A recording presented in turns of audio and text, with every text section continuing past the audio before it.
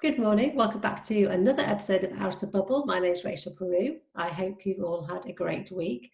So this week's guest knows all about hard work, determination, motivation, and really working towards an end goal. I'll be talking to Michelle Amanda Robinson, former Olympian. She represented the triple jump in 1996 Olympics. She's also represented Great Britain over 15 years as an elite athlete. And I'm looking forward to finding out what came next after retirement and how she's found her passion to helping other people fulfill their real full potential. I'm excited to share that from this series onwards, Out of the Bubble will be teaming up with some of my favourite brands to be able to offer Out of the Bubble listeners some amazing discounts. So I'm starting off this month with Studio 10 Makeup. If you've never heard of this brand, then it's founded by Grace Fodder after seeing a real lack in the market for makeup suitable for women over 35. It's 100% designed by women for women, real pro-aging makeup brand, which I absolutely love. It's become a staple part of my makeup bag. I don't know about you, but I find shopping for makeup, especially in department stores, can be really intimidating as we get older because our skin changes and we need different things, and there's so much choice out there. I've had so many compliments after using Studio 10 makeup in the last couple of years about how flawless my makeup looks. And so Studio 10 offers a really easy to use range of products. I can't recommend them enough. So for Out of the Bubble listeners, for this month until the 7th of March, you will be able to receive a 20% discount on all products. Just use Out of the Bubble 20 code at checkout. And I have to declare that this is part of an affiliation, so I would gain a small amount of remuneration if any sales were made through this code. But if you'd like to know more about Grace Fodder, you'll be able to catch up and listen to episode 40, where we get to find out more about the brand and why Grace really saw there was a need for it and what the brand's all about. So if you'd like to know more about that, please go check out episode 40. But don't forget, it's on till now, until the 7th of March. And if you're looking to update your makeup, I would definitely recommend Studio 10's a great place to start. Out of the Bubble 20, use discount code. Right, let's get started with today's guest. So thank you so much, Michelle, for joining me. It's an absolute pleasure. Thank you, Rachel. This has been in my diary and I've been really excited to come on and speak to your listeners. So thank you. Thank you for having me. Thank you. I feel honoured. You've had such a journey through all your different careers, and there's so much to talk about, and your name comes up in so many different areas of conversation that I've had with people recently. But I guess we need to start at the beginning. So how would you describe yourself to people that don't know you? Right, today I describe myself as a tired mummy, juggling all the balls, who's got 2 children in isolation, but still smiling, still working through it. But naturally and normally, I should say, under normal circumstances, I'm proud to say I'm an Olympian. I'm a mother of 3 children. I'm a life coach, a mentor, a proud ambassador for Diabetes UK, and a new ambassador for the menopause charity. So that's how I describe myself. So we have lots to cover here. So Absolutely. Let's go back to the beginning. Did you know from a very early age that you had this drive inside you, that you knew you had something special with your sport and the triple jump?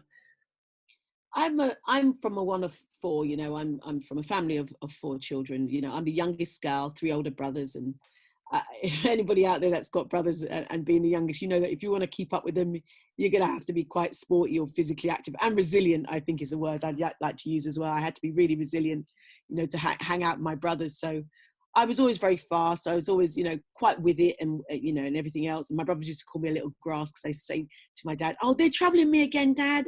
And he said, "Right, you're not coming out and playing knockdown ginger with me." I was like, all right, I won't say anything. So I was quite robust as a child, as a girl, I was none of this mamby-pamby stuff. I was like getting stuck in from a very young age.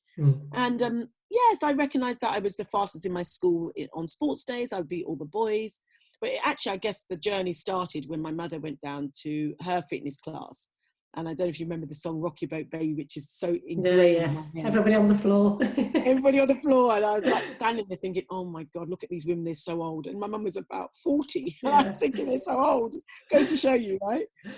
And from there, and then I joined the running track, and Mrs. Mack was the lady there, and she said to me, "Right, here's a pound." And I said to my mum, "Mum, I need £1." My mum still says today, "Rachel, that's the best £1 she's ever invested in me." Yeah. And that's when my journey started, on a cinder track in Wembley.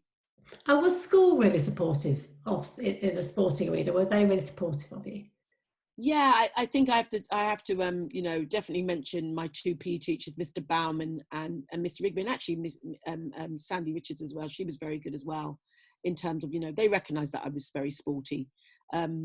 They also, I guess it became more apparent as I was doing my A-levels, when I had to juggle the two as well. That they would try and give me time off. I guess the school hadn't had an Olympian of that in track and field for a while. So they were supportive of me, and they recognised that, that I could go places. And I think it was 15 when I first went to my first Youth Olympic Games at 15 years old. I mean, that's just amazing.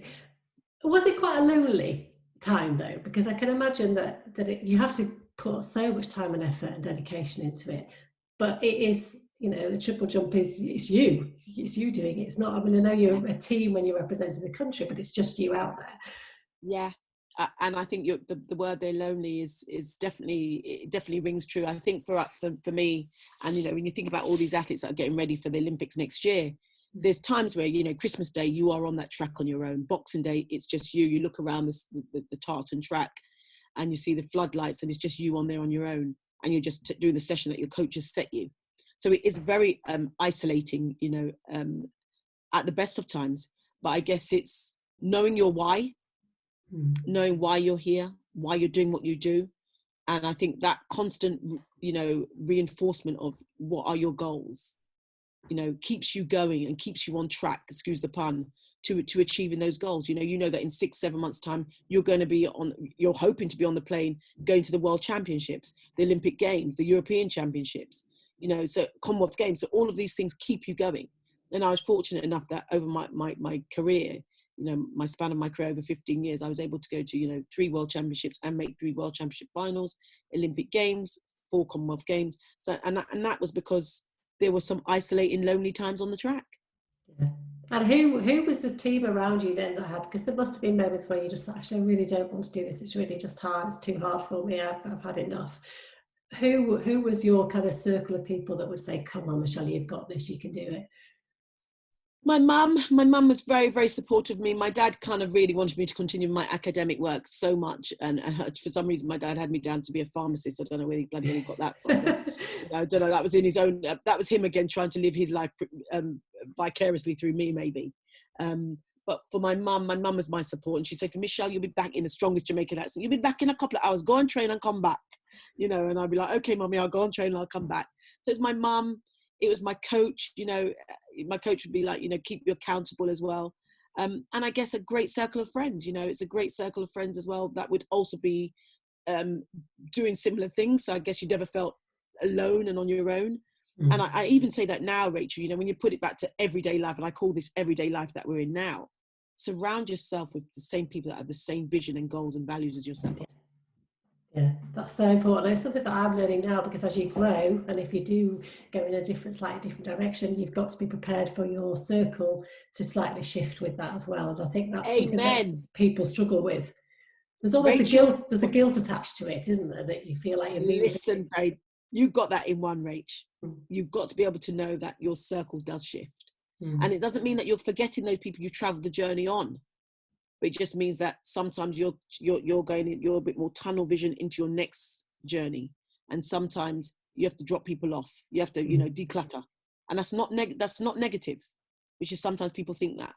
Me and Matthew looked at our wedding pictures in September. It was our 15-year anniversary, and we said, would we still have those same people at our wedding today in 2020? Yeah. The answer is no, we wouldn't. Lives have changed. Yeah. Yeah, it's really interesting. And I've always wondered how it feels like when you have worked and strived towards something for so long, and then you actually reach that goal. So how did it really feel like when you got to the Olympics? Was it as amazing as you thought it was going to be? And more. Oh, and good. More. It was 90,000 people plus in the Olympic Stadium, every different flag, every different nationality, the place buzzing, music playing. It was in Atlanta, so it was in America, and who always want to put on a big show-stopping performance. And I remember walking in there with my GB tracksuit on with a backpack on my back, walking out, and they mention your name as you're walking in there, and they say, and now representing Gran Britannia, Michelle Griffith, and you walk in there and you're like, OMG, this is electric. and it's quite overwhelming, and you think, oh my God, the spotlight's on you. And actually, yeah, it was that and then some. And I don't think, of course I've that whole, I wouldn't even call it a whole. I don't miss the training, because that was bloody hard work. I tell you the truth, 6 days a week on the track in all different weather types is hard work.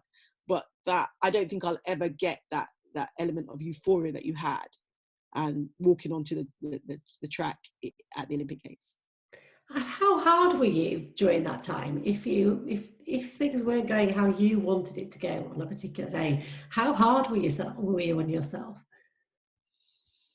Hard, mate. It's you've got to think to yourself, when people talk about the Olympic Games, and I think it's really apt to mention this in this conversation.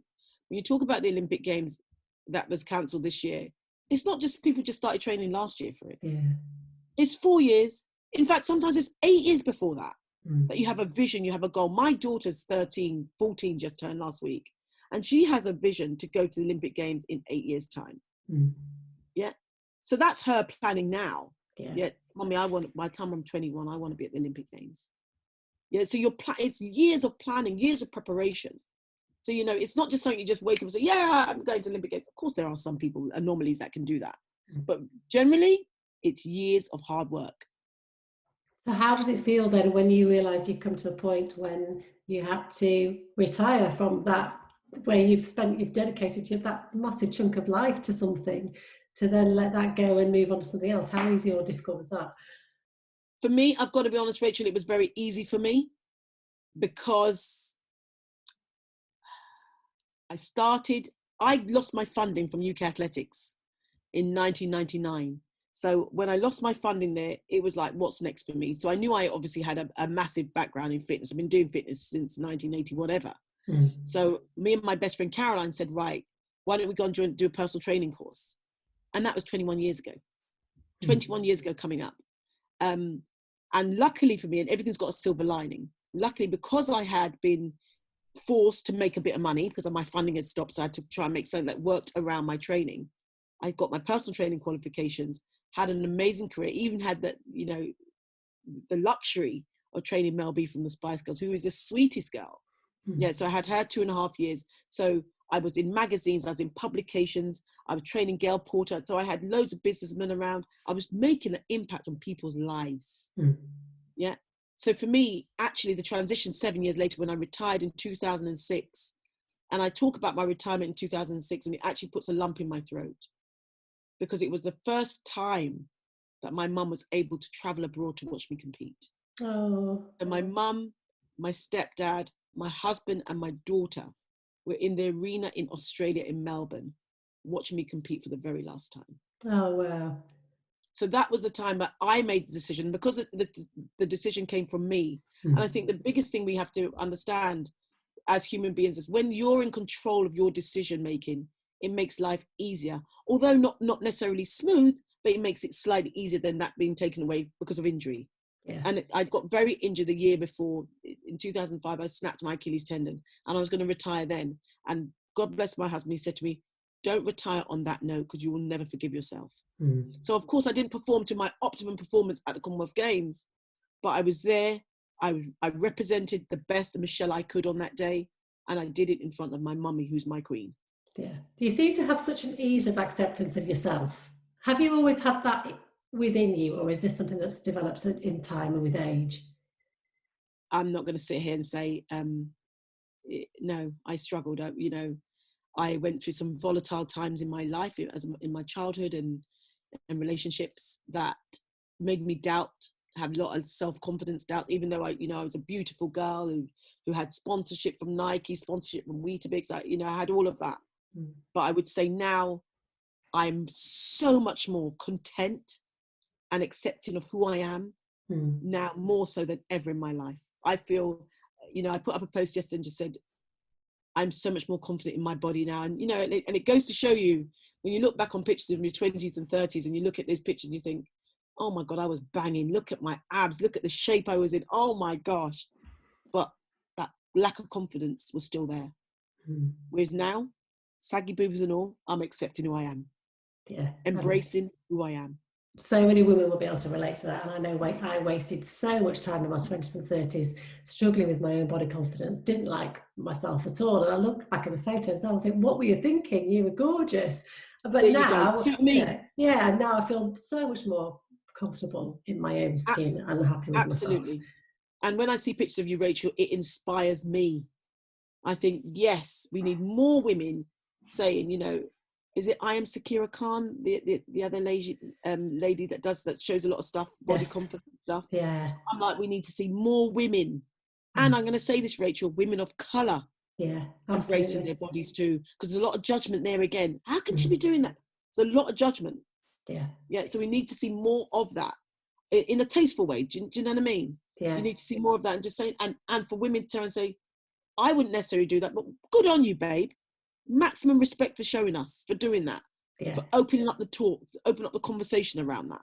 Yeah, I think it's so important that women support each other and I think it's getting better, but even now I see women on platforms that have maybe stuck their head above the parapet and then have got slammed down for doing something that was out of the ordinary. And then you see them shrinking back down again. And I think it's just so sad because we need more women to speak up and share their experiences of all walks of life. Of all walks of life, all sizes, all genders, stand up and speak and share your truth, because you'll be surprised. And that's probably my biggest journey, you know, for me, my biggest learning, that I want to empower other women. I want other Black women to look at me and say, bloody hell, Mish, thank you. I want other white women, other lesbian women, other transgender women to turn around and say, do you know what? I learned something from that lady today. Good on her. Yeah. Let's embrace each other. Let's start to lift each other up rather than put each other down.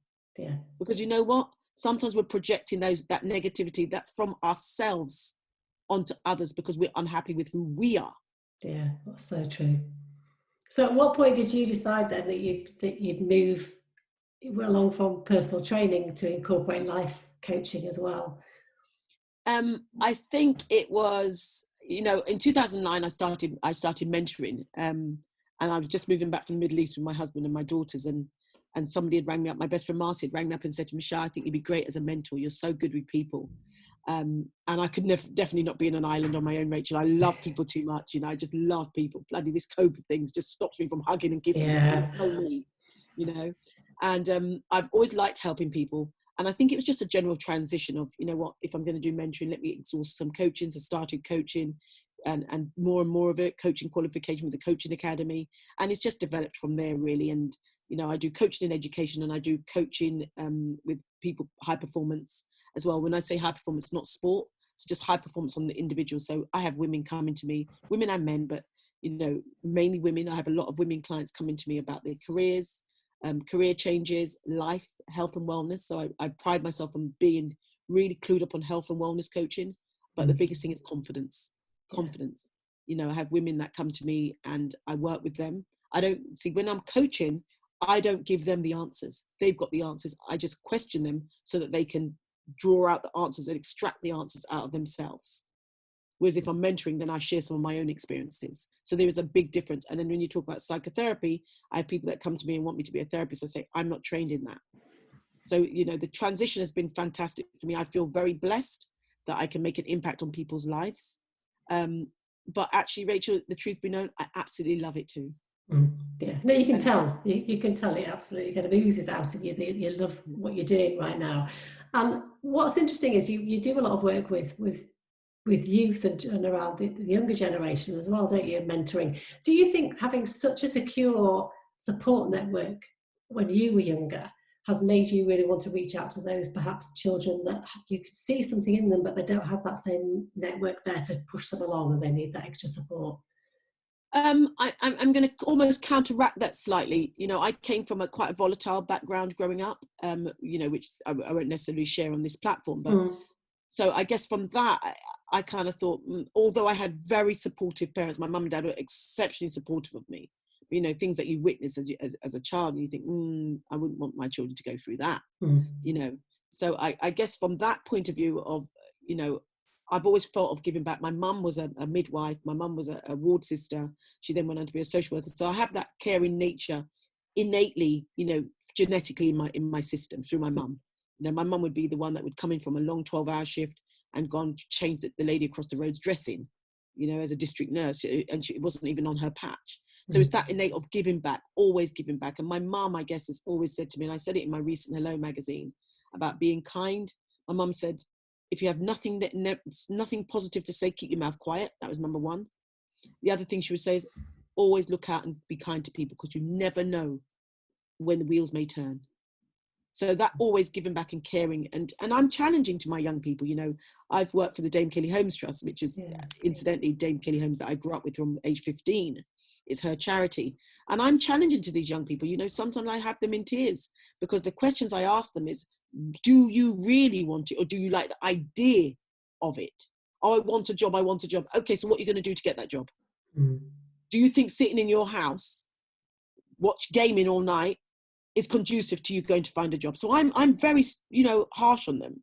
You know, I'm loving, I'm protecting them and looking out for them. But I'm also saying to them, this is your journey.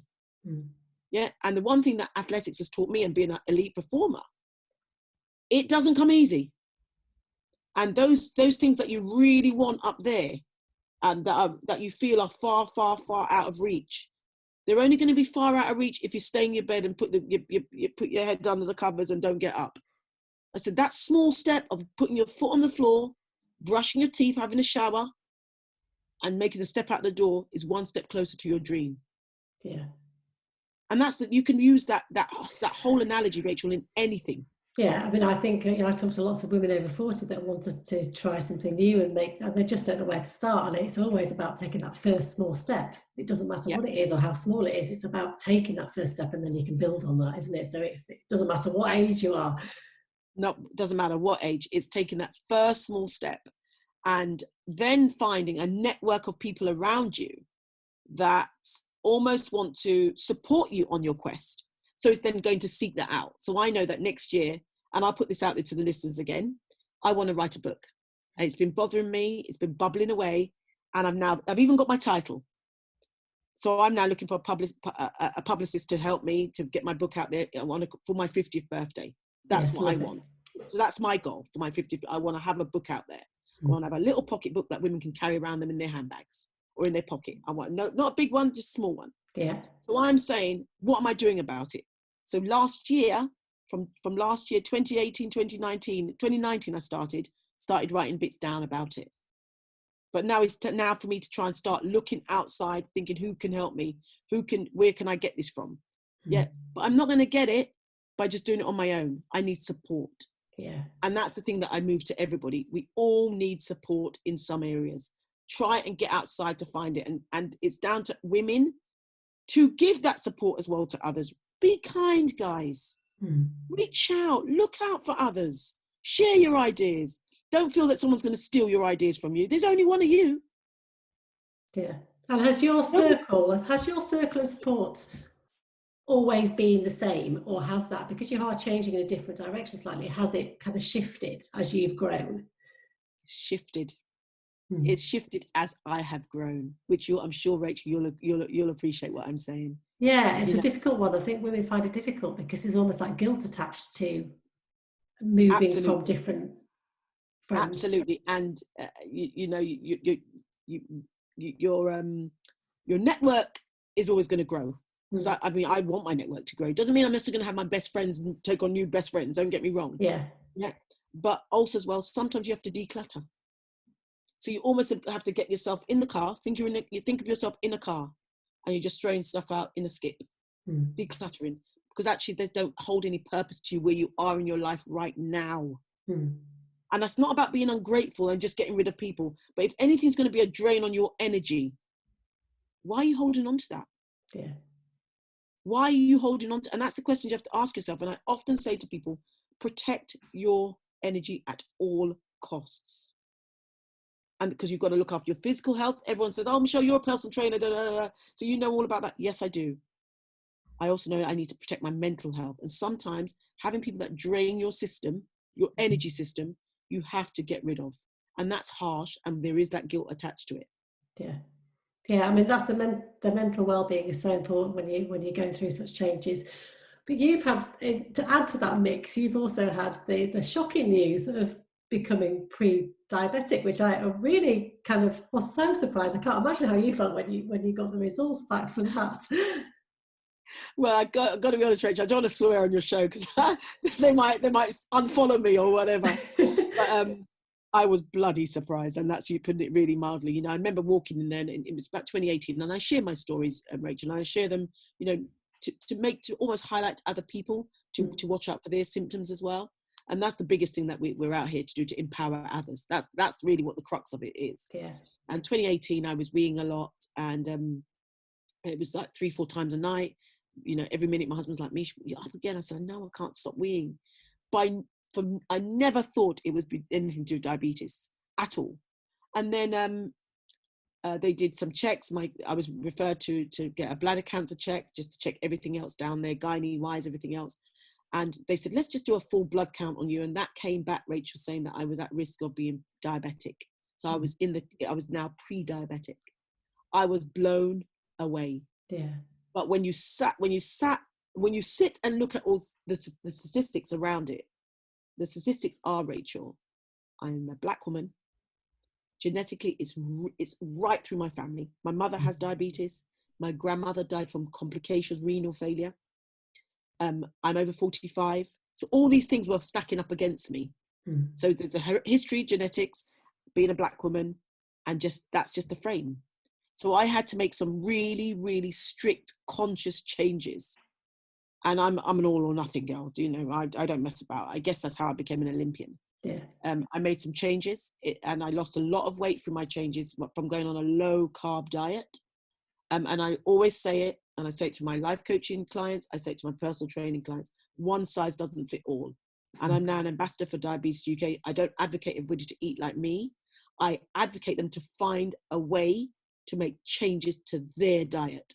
And it's important to say their diet, not mine. Yeah, make changes to what's going to suit your lifestyle and your culture. So I still love my curry goat and rice and peas.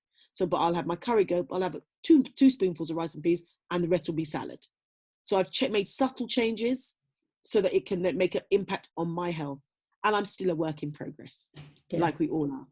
And how have you changed your exercise routine from training all those years as an elite athlete? How difficult is it to then kind of start relaxing and finding a new rhythm? I would say it's changed significantly. I used to train 6 days a week, sometimes twice a day. It was grueling. It was hard work. It paid off, but you know, it's not easy. And now I probably train 3-4 days a week, where I'll do weight training, and many people that, you know, should go and explore what's the importance of doing body weight, especially going into osteoporosis, menopause, you know, where we lack in estrogen and progesterone and all those different factors. So weight training, keeping fit, keeping really strong. I always say strong, not skinny. It's one of my mantras, strong, not skinny. Yeah, so you want to be able to get up out of the chair without not using your hands. Yeah, so get up, sit back down, get up, sit back down. Little things like that. I say do squats whilst you're brushing your teeth. Yeah, 2 minutes on the clock and you're just squatting up and down, because all the time you're trying to keep the muscle that diminishes significantly over that time. So I'll do a weight training session once or twice a week. I'll run a 5K up the Devon Hills, which is hard work. I'll do skipping. I'll play. We've got a new Instagram, the Fit Family Robinsons. I've got a really active family. My husband's a former rugby player for Wales. My 2 daughters are really sporty. My little son's 7. He's really sporty. We do lots of things like rounders, play catch. We go on bike rides. You know, I've really got into cycling over the last year since I've been here, and I'm desperate for a new bike. So if anybody wants to gift me a bike, yes, I am putting it out to the university. Yes, I'm begging. Yes. I want a bike. Yeah. And I think that's another thing as well. I think the one thing that I will mention, Rachel, I find that over the years, and especially I'm talking specifically to Black families, there's very few Black families that do sport together. Yeah. It's a conversation that my husband's parents from Trinidad, and we have this conversation all the time because we live in Yorkshire, and you hardly ever see any Black people walking out in the dales. See, Rachel, and this is the conversations that we have to start making more comfortable and questioning, and me going into a Black community and saying, tell me something, guys, what's stopping you guys? Sunday, you'll all go to church, which is big in Black families. You go to church. What's stopping you from going for a long Sunday walk afterwards? I appreciate that I'm in North Devon, you're up in Harrogate or in Yorkshire. Yeah, so I appreciate demographically we are blessed with different environments. But that's what we need to push. We need to push, because I think it starts from the mum, the mother, the father, the matriarch, right down, to make those changes so that we have active children. And that the impact of being so active has massive ramifications on our mental health. Yeah. The thing is though, Michelle, you make sport fun. You make it look like you're having loads of fun when you do it with your family, when you're doing it. And I think, you know, I can look back at my 1970s experience of sports in schools and absolutely hated it. Really, it was quite a traumatic experience. And it's taken me kind of the last 10 years that I've started to experiment and try different sports. And I think quite a lot of women who should be benefiting from not only the physical but the mental well-being side of things struggle to find their thing because they're too scared to try something new. I think you're very right there, Rachel. You know, it's about experimenting and trying something new, and it's about exploring. You know, and I think this year is, if any other year, it's been a year for us to start exploring, what do we want out of life. Yeah. So what changes can we make to our lifestyle, to our health, to our well-being? You know, could we started open swimming, a Pilates class, a yoga class? You know, I don't think people are necessarily, oh, you have to go to gym, but what's going to start stimulating you? And I think it's about exploring different options. You know, I know there's so many people out there that started trekking, you know, cycling, which I mentioned earlier on, you know, women's football teams, women's rugby teams. It's about finding that tribe, that community. I know a very good friend of mine, she goes to a walking group every Sunday morning without fail, no matter, unless there's weather warnings, they are out. They've been doing it for 2.5 years. Yeah. 30 black women, that have made this conscious decision to start kicking each other up the arses and getting out. Yeah. And this is not against white or black women. It's just that we know, and I can tell you now as a black woman, there's very few women, black women out there that will be getting up to do activity on a regular basis. And that's the gap that we need to change, that I want to change. Yeah, that's the gap that I want to really get out there, because then that will then defeat diabetes, blood pressure, cholesterol. So it has a bigger impact. And that's why I want to use my voice as a platform to make these changes. Yeah, and you are doing already. You're doing an amazing job, Michelle. And you know, we need more role models like that then can have the knock-on effect to the next generation, don't we? That's the key thing, isn't it? So, talking of goals, I can imagine your life's being very goal-driven. Yes. So, do you still have lots of things that you'd like to achieve? Yeah, I think it's become more apparent over the last 7-8 months as well, Rachel. You know, I'm 50 next year. So one of my big things, I want to write a book. I want to get a book out there. That's my biggest thing. A motivational book. I want to continue to empower women and girls. You know, that's my biggest thing. So I think my goal is to get my book out and to even find a publicist to start with first and foremost. I'm way off, but that's still my goal and my dream. I think another thing I want to do is I think my next goal would be to start to get into third world countries, to start the education around menopause more. You know, we're in England here, first world country, that we have a lot, even though not a lot of women are clued up on it, and there's still so much more to discuss, but we have a lot more resources. I think that's one of my biggest things, to get over to third world countries, to start, you know, educating women and let them be able to have this open, honest conversation about the changes in their bodies. And my personal goal for me would be to continue living life, to continue living my life, continue being a role model to my 2 beautiful girls, you know, and my son, and keep growing me, keep growing me and connecting with the right people. You know, I want positive people. I want to make a positive impact on people's lives. I think that's my biggest goal for me. Just keep growing me. Well, I think you will achieve all of those things, Michelle. I mean, I think the third world country is so important. I've volunteered in Uganda, an orphanage, and got to work with some women's groups there, and they are so up for learning and having the resources there. And it's so difficult for them to have these conversations in the culture that they have. So I think that's such a great idea. Absolutely. If you can, you know, if you can pay it forward. And, you know, I just finished the Hello to Kindness, which is still going on, you know, a pod that I developed with my brand Kit Heath and Hello Magazine, and it's called Hello to Kindness. And I often say, pay it forward. And we've supported, for every necklace that's sold, and this is not about selling the necklace, but for every necklace that's sold, we support the Black curriculum, which is again educating Black kids, putting history in the curriculum. Yeah. Age Concern, Heads Together, so mental health charity, and Women's Refuge as well. And if we could just keep paying it forward, guys, yeah, everything you do, ask yourself why you're doing it. Is it a positive impact? Is it a negative impact? Do you have to say that? And I think just start to be a bit more conscious about why you do things as well. And I just want to pay it forward, because you know what, Rach? I can sit here, you know, in North Devon with the greenery around me. Who knows what the future holds for my kids? And I want to know that somebody will be looking out for them. Yeah. It's been an absolute pleasure to talk to you, Michelle. How can people find you? I am at Michelle Griffith Robinson on Instagram. I'm at Robinson OLY on Twitter, and Michelle Griffith Robinson on Facebook. And of course, www.michellegriffithrobinson OLY. I've got my OLY after my name, which means Olympian. So Michelle Griffith Robinson OLY.co.uk. But do you know what, guys? I'd be happy for you to find me, but most importantly, make sure you find you. Yeah, that's a lovely way to end. And my last question that I ask all guests, because I think women are so bad at accepting compliments about themselves. So if you were to pay yourself a compliment, what would it be? Got fabulous legs. Love it. Thank you so much, Michelle, for your time. It's been an absolute delight, and I look forward to watching everything that you do in the future. Thank you, Rachel, for having me. Really appreciate it. Well, I hope you enjoyed today's conversation as much as I did. I love making the connection with Michelle, and what an interesting and inspiring lady she is, with so many different tips of advice and life lessons that we can all learn from.